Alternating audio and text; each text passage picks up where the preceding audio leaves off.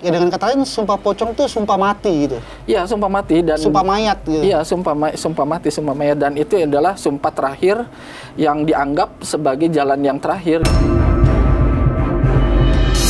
Demi Allah, saya bersumpah bahwa saya tidak melakukan pembunuhan atau pemerkosaan terhadap Eki dan Vina. Demi Allah. Nah, pertanyaannya, sumpah itu bisa ditarik kembali? Nggak ucapan bisa. itu? Nggak bisa lah. Berarti mau nggak mau si Nggak bisa. Ibtu Rudiana harus melanjutkan sumpah pocong itu? Iya, dan nggak bisa ditarik. Sumpah mana ada yang bisa ditarik.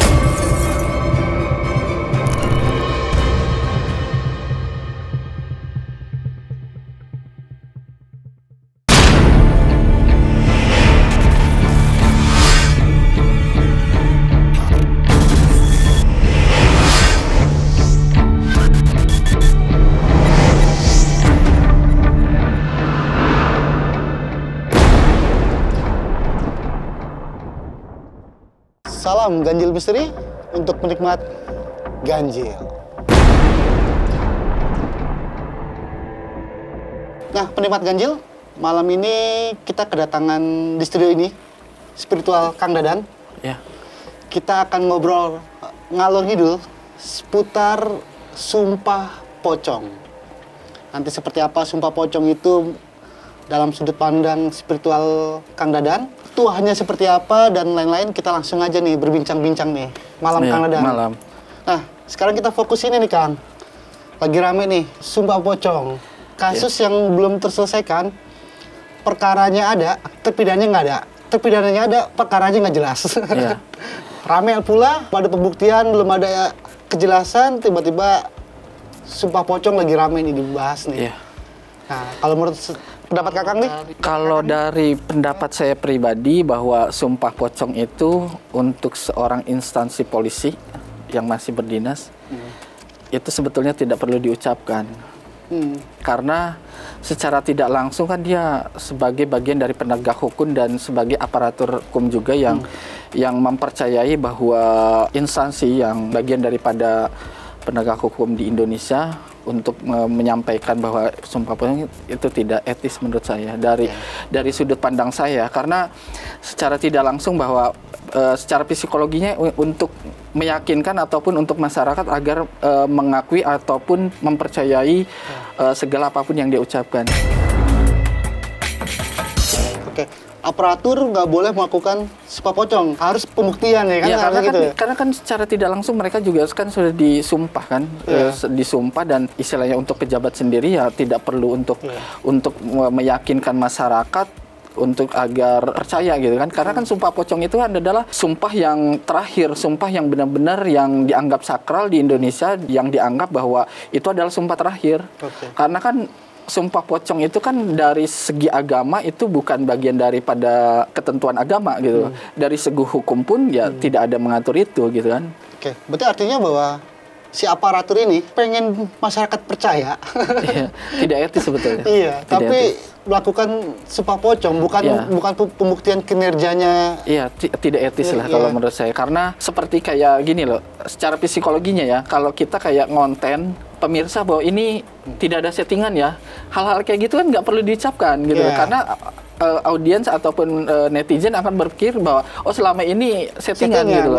Ya secara psikologinya seperti itulah, karena kan sumpah pocong itu kan berhubungan dengan psikologi, bahwa meyakinkan ataupun untuk orang tuh mempercayai, karena kan memang nanti akan kita berbicara tentang azabnya sendiri kan, tentang ketika sudah melakukan sumpah pocong itu sendiri. Dari analisis isi itu sendiri bahwa sumpah pocong ini tidak ada dasar hukum dan tidak ada dasar hukum agama juga gitu loh. Tidak ada ketentuan gitu loh, dan tidak ada riset tersendiri, dan hasil dari sumpah itu apakah ada dampaknya untuk orang yang memfitnah ataupun orang yang melakukan sumpah itu sendiri gitu.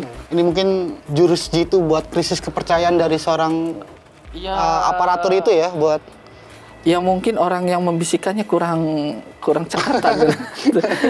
Kalau menurut saya, jadi kurang etis lah untuk sebagai aparatur negara untuk mengucapkan sumpah seperti itu. Tidak etis. Kang, pertanyaannya, janji sudah diucapkan, kata sudah dipublikkan, kata sumpah pocong ini.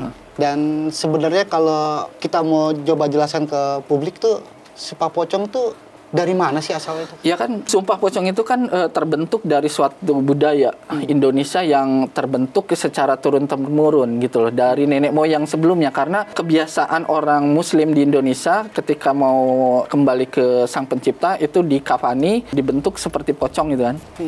Ya mungkin budaya dari yang sebelum nenek moyang itu bahwa ketika melakukan sumpah seperti apa kita mau kembali kepada Sang Pencipta itu akan lebih sakral gitu loh. Ya itulah yang akhirnya terbentuk dari sumpah pocong itu sendiri sih. Ya dengan kata lain sumpah pocong tuh sumpah mati gitu. Iya, sumpah mati dan sumpah mayat gitu. Iya, sumpah mati, sumpah mayat, dan itu adalah sumpah terakhir yang dianggap sebagai jalan yang terakhir gitu loh. Yang dianggap sakral gitu loh, yang dianggap keramat. Bahwa sumpah itu tidak main-main. Dan sebetulnya memang tidak main-main dan tidak, kalaupun dia bohong, itu dampaknya itu akan sangat-sangat besar. Walaupun sekarang, walaupun sampai dia meninggal, tidak dia merasakan, tetapi kan keturunannya.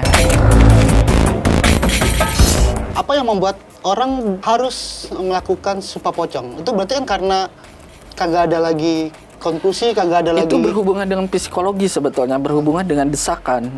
Dan yang kita lihat itu, setiap orang yang melakukan sumpah pocong itu kan karena ketidaktahanan dan ketertekanan mental yang akhirnya harus melakukan itu agar dipercayai orang-orang yang di sekitar. Aparatur depresi gitu? Iya, kurang lebih seperti itu.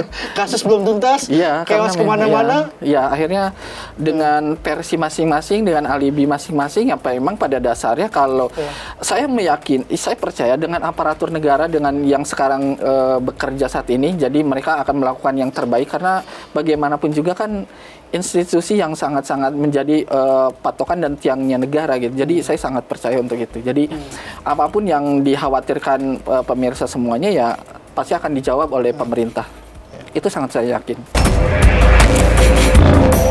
Tapi emang citra Polri atas ucapan ya tidak elok lah, tidak etis.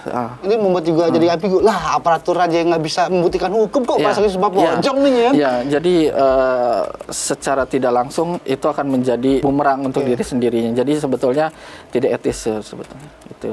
Nah, tadi kan Kang Dadan bilang sumpah pocong adalah jalan terakhir bagi kearifan lokal kita kan. Ya. Dan sebenarnya itu proses ritual itu seperti apa sih? Ya, proses ritualnya kan yang pasti di situ ada aparatur negara, ada saksi, ada biasanya kalau di masyarakat itu ada babinsa, ada aparat keamanan yang ada di situ dilibatkan dan disaksikan, ada seorang ustadz ataupun orang yang dianggap tetua di kampungnya. Terus ada saksi. Ataupun pihak keluarga, ataupun pihak orang yang menuduh, ataupun yang tertuduh. Yang bersengketa gitu? Ya, bersengketa, semua ngumpul dan disaksikan bersama. Dan ritualnya ya sebelum melakukan itu berdoa dulu. Ya berdoa, Muslim pastinya kan. Karena kan yang punya ritual itu hanya orang Muslim kan. Jadi berdoa. Nah, ketika berdoa, setelah berdoa itu baru dibungkus. Dan setelah dibungkus itu melakukan sumpah. Nah, sumpah itu berlandaskan yang tadi sebelum dibungkus kain kafan itu.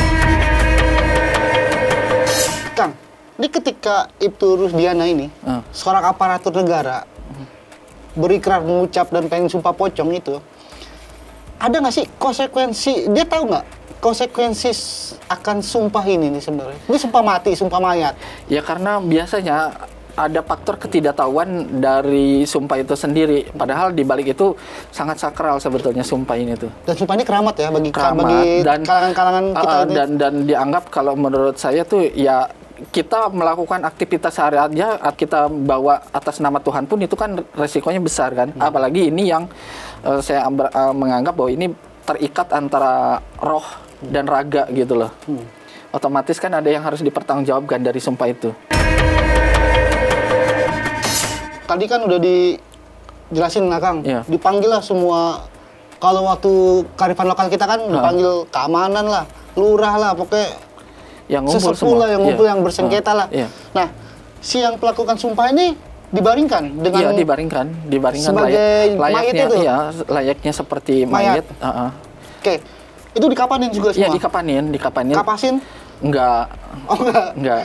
Enggak, ya selayaknya kita seperti kita mau mau meninggal gitu kan, dikafanin.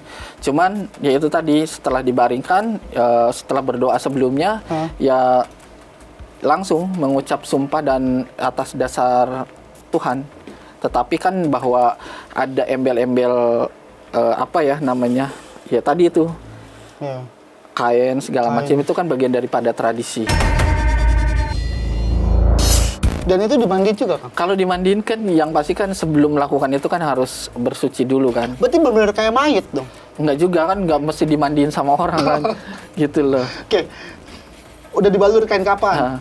Tiba-tiba dia melakukan sumpah Al-Quran juga ya? Iya, pastinya. Iya. Nah, apa yang sih yang diucapkan sumpah Al-Quran apa? Misalkan ada ayat apa yang mungkin itu? Ya nanti kan diarahkan dan dibimbing ketika melakukan sumpah itu. Oke. Sebetulnya. Jadi bahasa yang diucapkan juga apa yang diperkarakan gitu loh. Jadi sesuai yang diperkarakan, yang disumpahkannya juga sesuai yang diperkarakan. Jadi yang menjadi beratnya itu adalah azabnya sebetulnya. Dan efek dari itu jangan dianggap sepele. Kang, ini bicara ketidakmengertian Ibtu Rudiana nih soal sumpah pocong yang mungkin beliau tidak tahu tentang kesakralannya. Dampak lainnya adalah nanti ke keturunannya yang akan menerima azabnya. Ibtu Rudiana, saya titip pesan bahwa jika melakukan sumpah itu, pikirkan secara matang, pikirkan baik-baik, renungkan dari hati sanubari yang paling dalam. Jika memang itu benar, silahkan Anda lanjutkan. Jika itu masih dalam kepentingan ataupun masih ada satu hal atau apapun, pikirkan sekali lagi dan lebih matangkan lagi. Nah, pertanyaannya, sumpah itu bisa ditarik kembali? Nggak ucapan bisa. Itu? Nggak bisa lah. Berarti mau nggak mau si nggak bisa. Ibtu Rudiana harus melanjutkan sumpah pocong itu? Iya, dan nggak bisa ditarik. Sumpah mana ada yang bisa ditarik. Kan kita pernah dengar ya dongeng ataupun kisah-kisah zaman dulu bahwa kekuatan sumpah itu sangat luar biasa. Salah satunya Malin Kundang, walaupun itu dianggap legenda ataupun dongeng. Karena memang sumpah itu jangan pernah main-main gitu loh. Apalagi bawa nama Tuhan. Jadi gini, kalaupun orang yang memfitnahnya, jika orang yang difitnahnya itu benar, orang yang memfitnahnya juga akan kena azab. Hati-hati. Berarti Ibtu Rudiana tidak bisa menarik sumpahnya itu? Susah lah, nggak bisa lah. Berarti warganet, netizen siap ya, mengaju sumpah itu? Iya, harus menagih. Utamanya harus menagih, karena kalaupun dia kalaupun sampai dia melakukan itu, yang tadi saya bilang, walaupun sampai akhir hayatnya dia tidak terjadi apapun, is okay, everything is fine gitu kan. Tidak terjadi apapun, karena kan azab itu yang saya tahu dari azab ketika kita melakukan sumpah yang berhubungan yang sifatnya sakral, itu berhubungan dengan yang namanya keselamatan jiwa, rezeki, karir dan pangkat. Kalau berbohong ya pasti akan tergoyah gitu kan. Dan yang pastinya kehidupan keluarga pasti akan sangat-sangat pasti akan kena dampak lah. Tadi kan itu bicara soal azab nih. Dan beliau saat di preskon itu melakukan sumpah pocong dan dia berani 7 turunan mati. Nah, itu akan berdampak juga nggak? Kalau sumpah pocong itu benar-benar sakral. Ya, sangat sakral. Jadi apapun yang kita ucapkan, ada peribahasa mulutmu harimaumu, itu beneran loh. Hati-hati. Walaupun kita menganggap bahwa itu tidak akan terjadi, jodoh maut di tangan Tuhan, betul. Tetapi jalannya Tuhan itu kita tidak ada yang tahu. Hari ini, detik ini, mungkin setelah ini kita juga nggak ada yang tahu. Itu rahasia Tuhan gitu loh. Jadi istilahnya tuh caranya Tuhan tuh macam-macam gitu loh. Jadi jangan pernah main-main dengan sumpah gitu loh. Ya menurut saya sakral lah. Jadi nggak perlu untuk menunjukkan se-ekstrim itu lah. Tujuannya apa, untungnya apa gitu loh. Yang ada malah banyak ruginya gitu loh. Dan sudahlah mengalir begitu aja. Nanti kuasa Tuhan juga akan lihat itu gitu loh.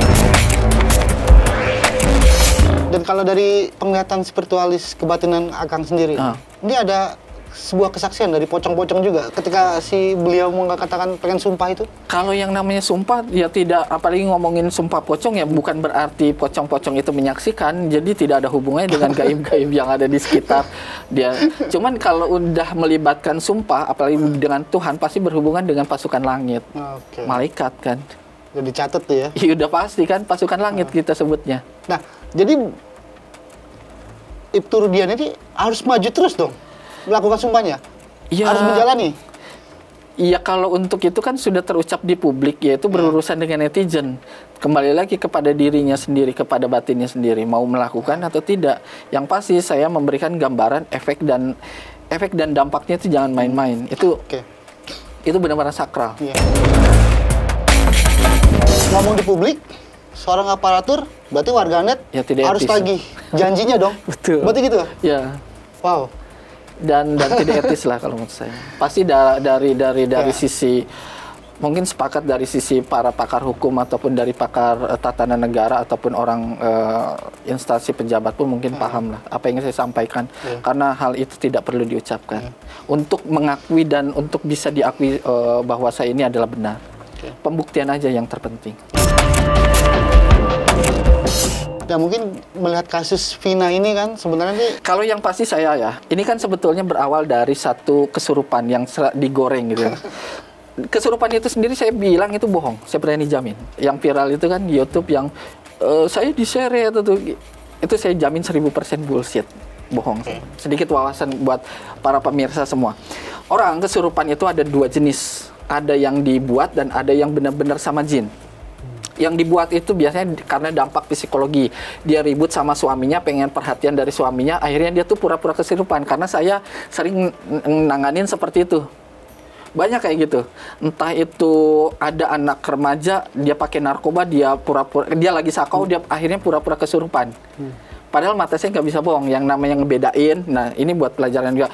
Bedain mana yang kesurupan asli, mana yang bohongan itu bisa dilihat. Jadi kalau yang kesurupan asli biasanya kita nih kayak kita pegang perutnya ya, kita pegang dulu pusarnya. Perut itu kan pasti kosong ya, nggak ada tulang. Kalau kita tekan ini kan keras nih. Nah ini biasanya pasti karena kan jin itu kan sifatnya adalah, kembali lagi ke dalil Tuhan itu bahwa jin itu diciptakan dari api. Api ketika masuk ke dalam tubuh kita terbentuklah jadi suatu oksigen padat yang disebut oksigen padat kan? Gas. Ketika kita tekan itu kan keras. Keras dia. Kalau yang kesurupan asli. Jadi ketika kita pegang perutnya dia itu terus kempes, kalaupun dia ditahan-tahan tetap itu kempes. Walaupun dia ditahan-tahan gitu, tetap kempes. Oh gitu, indikasinya gitu? Iya, indikasinya tahan. Kan biasanya kalau, maaf ya, orang suka ngobatin, suka dipencet jempolnya itu lucu menurut saya. Oh itu bukan, beda? Bukan. Karena pasti kan dia nyasarnya urat saraf besar. Kelemahannya itu ada di selangkangan sama ketiak. Walaupun mungkin bisa dipencet itu berarti kan? Permisi dulu. Oh, permisi dulu. Iya, karena itu titik lemahnya. Oh gitu. Jadi kita nggak perlu panik baca Al-Qur'an langsung gitu. Karena Tuhan juga paling benci ketika lu susah, lu buru-buru ingat gue gitu. Kadang kan ketika kita panik langsung buru-buru ingat Tuhan gitu. Atau lu melafazkan tapi lu nggak yakin gitu. Iya, jadi istilahnya kadang kan orang langsung buru-buru ngaji gitu kan. Padahal kadang suka diketawain sama jinnya. Pinteran yang jinnya dibanding sama yang ngaji. Oke. Kadang itu pasti ngalamin dan diketawain sama jinnya. Lebih pinteran gue daripada lu. Nah, itu yang poinnya yang kita ambil adalah bahwa kita ketika ingat Tuhan itu jangan ketika kita susah aja gitu. Nah ini kembali lagi ke Vina nih Kang. Berarti atau jangan-jangan arwah Vina itu penasaran karena tersangkanya salah. Enggak, bukan kematiannya gitu. Kita ingat zamannya Nabi Sulaiman bahwa dia menguasai alam jin. Sampai detik ini pun tidak ada yang riset sampai yang sedetil ini. Ini pengalaman saya. Jin sampai bisa detil menceritakan kronologi kejadiannya seperti itu nggak ada. Kalaupun jin memberikan, itu hanya clue, kode-kode. Ini contoh ya, yang saya alamin ya. Kepingan aja gitu ya? Nah, contoh nih pengalaman saya. Contoh dia ini ngebunuh ya. Cuman kita tuh diberi endusan. Enggak tiba-tiba jinnya tuh nunjuk gitu kan. Itu di sana tuh waktu saya dibunuhnya darahnya di situ. Enggak gitu. Jadi mereka itu memberikan wewangian, bau darah. di saat sudut.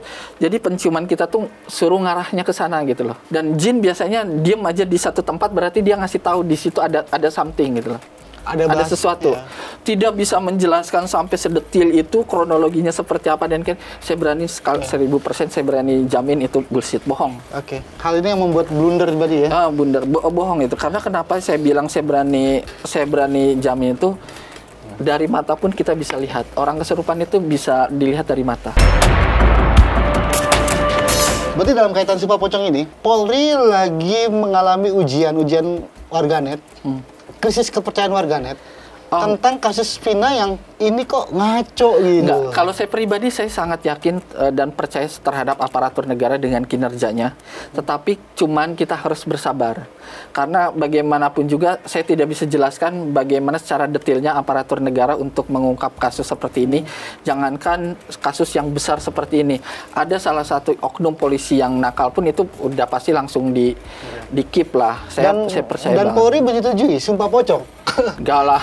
Berarti kan dan tidak dibenarkan, dan itu juga tidak bagian daripada ADART-nya, bagian dari polisi kan. Dasar hukum kita juga kan nggak mengakomodir tentang sumpah pocong. Keimanan atau agama pun juga nggak ada bahas sumpah pocong itu. Iya. Ini kan sebuah bicara kearifan lokal. Iya. Seberapa pentingkah sumpah pocong ini harus dilakukan? Sebetulnya karena desakan mental sebetulnya, karena udah mandek gitu kan. Mentok. Udah kalau menurut saya itu udah mentok. Iya. Bagaimana sih supaya lu percaya sama gue kan kayak gitu kan. Mentok, udah mandek secara mental, dia sudah tertekan. Kalau menurut saya seperti itu. Di sini juga saya melihat banyak pembelajaran sih yang harus yang kita lihat, bahwa kasus ini juga tidak harus terungkap karena viral. Juga bagian daripada bahwa hukum kita itu tidak bisa terintervensi oleh karena suatu kesurupan gitu, karena memang tidak ada dasar hukumnya juga bahwa dari kesurupan bisa menjadi satu patokan dasar hukum gitu, bahwa pelakunya ini ya bisa jadi mungkin dia ada di TKP mungkin yang kesurupan itu sampai bisa detail seperti itu. Kang, sumpah pocong itu trennya kapan sih? Kalau di kita aja, di Nusantara kita? Kalau kita bisa mengakui dari zaman nenek moyang yang dari dulu. Iya. Kalau saya menganggap bahwa sebetulnya dari yang sebelum agama itu masuk sendiri. Emang kearifan lokal kita ya? Iya, kearifan lokal dari ya. Kang, tapi kalau misalkan kita jadi nih, taruhlah seseorang itu melakukan sumpah pocong.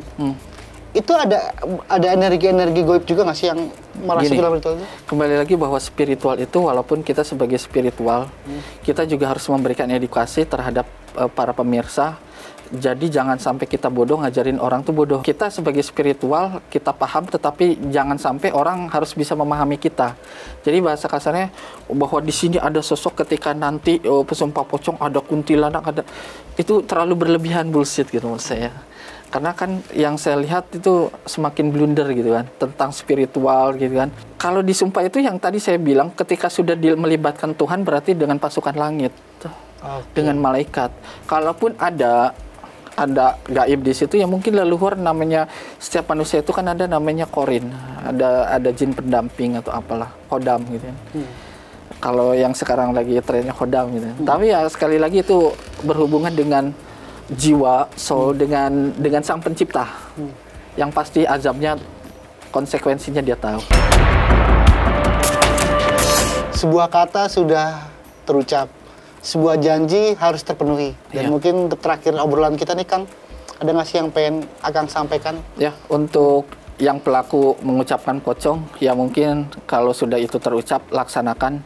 Tetapi pikirkan kembali dengan matang dan secara hati sanubari, lebih diperhitungkan. Jika itu satu kepentingan, lebih baik urungkan.